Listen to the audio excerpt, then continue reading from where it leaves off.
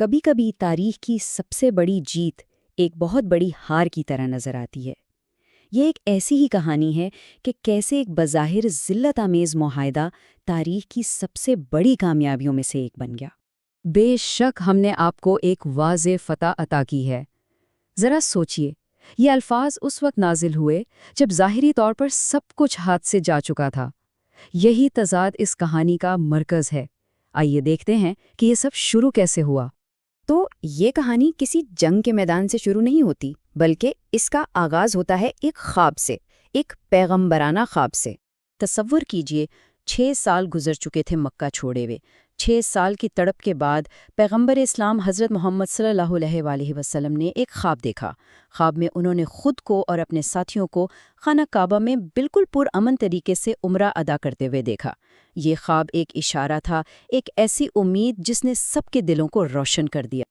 اور اسی خواب کی بنیاد پر 1400 صحابہ بالکل نہتے صرف احرام باندھے عمرے کی نیت سے مکہ کی طرف چل پڑے۔ ان کا ارادہ بالکل پرامن تھا، لیکن منزل سے صرف چند کلومیٹر پہلے حدیبیہ کے مقام پر ان کا راستہ روک لیا گیا مکہ کے قریش نے، اور یہیں سے اس کہانی کا اصل موڑ شروع ہوتا ہے۔ تو راستہ تو روک دیا گیا۔ اس کے بعد جو ہوا وہ تھے شدید مذاکرات، جہاں امید مایوسی میں بدل رہی تھی اور ایک ایسے معاہدے کی تلخ حقیقت سامنے آ رہی تھی جسے سب ایک ذلت سمجھ رہے تھے۔ حدیبیہ میں جو کچھ دن گزرے وہ جذبات کا ایک طوفان تھے۔ پہلے دن ایک خشک کنویں سے پانی کا چشمہ پھوٹ پڑا جس سے سب کے حوصلے بلند ہوئے، لیکن پھر ایک خطرناک افواہ پھیلی کہ مسلمانوں کے سفیر حضرت عثمان کو شہید کر دیا گیا ہے۔ اس خبر پر تمام 1400 صحابہ نے ایک درخت کے نیچے مرتے دم تک لڑنے کا عہد کر لیا۔ اسی کشیدگی میں مذاکرات شروع ہوئے اور ایک ایسے معاہدے پر ختم ہوئے جس نے سب کو شدید مایوسی میں مبتلا کر دیا۔ اب ذرا معاہدے کی شرطیں دیکھیے۔ ایسی شرطیں تھیں کہ سننے والا بھی حیران رہ جائے۔ مسلمانوں کو اس سال مکہ میں داخل ہوئے بغیر واپس مدینہ جانا ہوگا۔ اگلے سال آ سکتے ہیں، لیکن صرف 3 دن کے لیے۔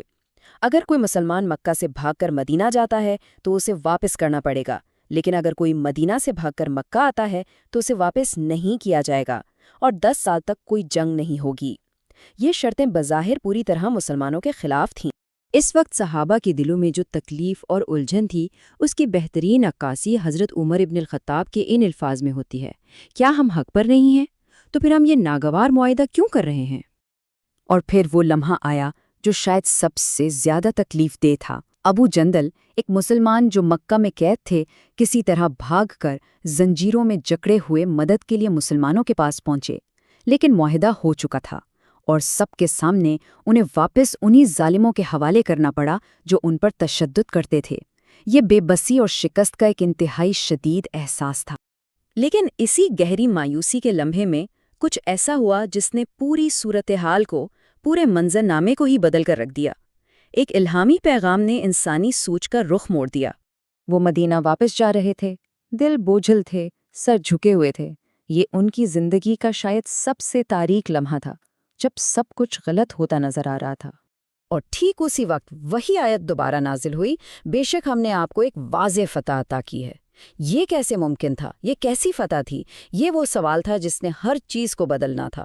اسی لمحے قرآن کی ایک پوری سورت نازل ہوئی جس کا نام ہی سورۃ الفتح یعنی فتح کی سورت ہے، اور اس وحی نے اس واقعے کو ایک بالکل نیا مطلب دے دیا۔ یہ ہار نہیں بلکہ خدا کی طرف سے ایک حکمت بھری اسٹریٹجک کامیابی تھی۔ تو سوال یہ تھا کہ آخر یہ فتح تھی کیسے؟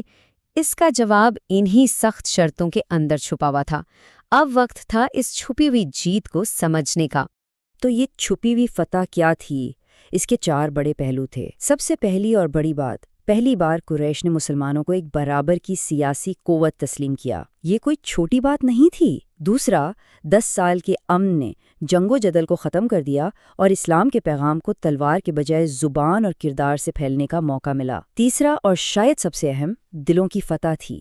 جب پرامن ماحول میں لوگوں نے مسلمانوں سے میل جول کیا تو ہزاروں لوگ ان کے اخلاق سے متاثر ہو کر اسلام میں داخل ہوئے، اور آخر میں اس امن کی وجہ سے دوسرے قبائل کو مسلمانوں سے اتحاد کرنے کا موقع ملا، جس نے طاقت کا توازن ہی بدل دیا۔ اور اس کا نتیجہ وہ تو حیران کن تھا۔ اعداد و شمار خود گواہی دیتے ہیں۔ معاہدے سے پہلے کے 18 سالوں میں تقریباً 3000 لوگوں نے اسلام قبول کیا تھا، جبکہ معاہدے کے بعد صرف 2 سال میں 7000 سے زیادہ لوگ مسلمان ہوئے۔ یعنی صرف 2 سال کے امن نے پچھلے 18 سال کی محنت سے دگنے سے بھی زیادہ نتائج دیے۔ تو یہ ہے اصل کہانی، جو نظر آ رہا تھا اور جو حقیقت تھی۔ جو بظاہر ذلت آمیز شرطیں تھیں، وہ اصل میں ایک ذہین حکمت عملی تھیں۔ مکہ سے واپسی سیاسی پہچان کا سبب بنی، لوگوں کو کھونے کا ڈر بے مثال ترقی میں بدل گیا، اور جو فوجی کمزوری لگ رہی تھی اس نے دلوں کو فتح کرنے کا راستہ کھول دیا۔ اور اس حکمت عملی کا سب سے بڑا ثبوت صرف 2 سال بعد سامنے آیا۔ قریش نے معاہدہ توڑ دیا۔ مسلمان جو حدیبیہ میں صرف 1400 تھے، اب 10,000 کے لشکر کے ساتھ مکہ کی طرف بڑھے، اور انہوں نے بغیر کسی لڑائی کے پرامن طریقے سے مکہ فتح کر لیا۔ وہ خواب آخرکار پورا ہو گیا، اور اس ذلت آمیز معاہدے کے پیچھے چھپی حکمت سب پر عیاں ہو گئی۔ یہ کہانی تو 1400 سال پرانی ہے، لیکن اس میں آج بھی ہمارے لیے بہت گہرے سبق ہیں۔ تو حدیبیہ کے اس واقعے سے ہم کیا سیکھ سکتے ہیں؟ اس کے اسباق وقت سے بالاتر ہیں۔ سب سے بڑی جیت صبر سے ملتی ہے، غصے اور جلد بازی سے نہیں۔ جو چیز ایک ناکامی نظر آتی ہے، وہ اکثر ایک بڑی کامیابی کی تیاری ہوتی ہے۔ اصل طاقت جنگیں جیتنے میں نہیں، بلکہ دل اور دماغ جیتنے میں ہے، اور یہ کہ خدا کے منصوبے اکثر انسانی سمجھ سے بالاتر ہوتے ہیں۔ تو یہ کہانی ایک بہت گہرا سوال چھوڑ جاتی ہے کہ کیا ایسا ممکن ہے کہ ہماری زندگی کی سب سے بڑی ناکامیاں اصل میں ہماری سب سے بڑی کامیابیاں ہوں، بس ایک مختلف روپ میں؟